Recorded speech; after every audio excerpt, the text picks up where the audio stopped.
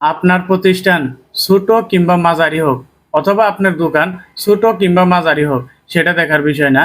আপনার দোকানে একটি সিসি ক্যামেরা রাখুন আপনার নিরাপত্তার স্বার্থে। কেন জানতে হলে দেখুন সম্পূর্ণ এই ভিডিওটি।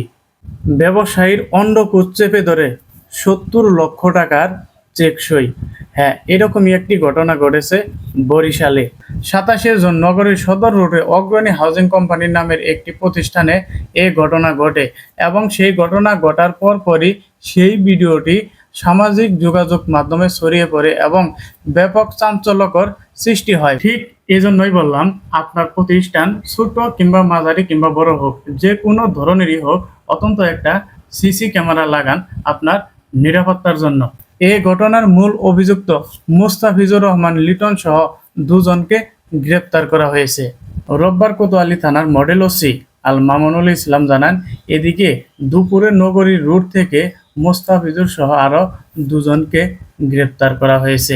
এ ঘটনায় ভুক্তভোগী আদালতে মামলা করার আবেদন করেছে। মুস্তাফিজুর রহমান লিটন ছাড়া গ্রেপ্তারের অন্যজন হলেন আব্দুল কালাম আজাদ। ব্যবসায়ী অংশীদারি পাওনা টাকার আদায় নিয়েই এই ঘটনা মূলত ঘটেছে। ভুক্তভোগী আব্দুল আজিজ হাওলাদার দাবি করেন, মুস্তাফিজুর রহমান তার ব্যবসায়ীর এক সময় অংশীদার ছিলেন। পরে বিনিয়োগের বিপরীত জমি হস্তান্তরের মাধ্যমে সব হিসাব নিকাশ চূড়ান্ত করে দেওয়া হয় এবং এ বিষয়ে একটি অঙ্গীকারনামাও নেওয়া হয়।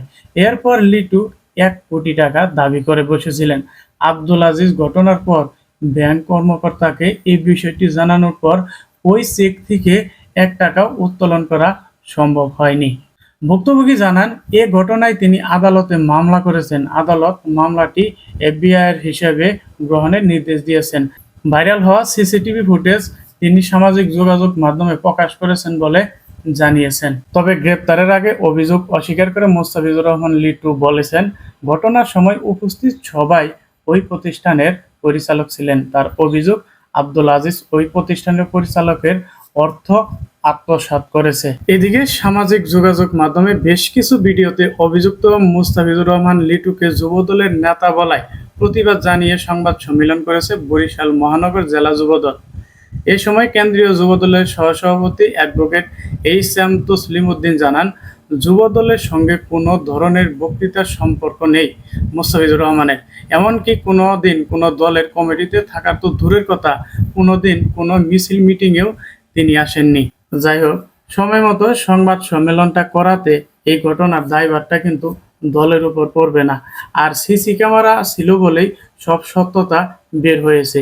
এই ছিল বরিশালের ঘটনাকে কেন্দ্র করে আজকের সংক্ষিপ্ত আপডেট। পরবর্তী আপডেট পেতে আমাদের সাথে থাকুন। ধন্যবাদ সবাইকে।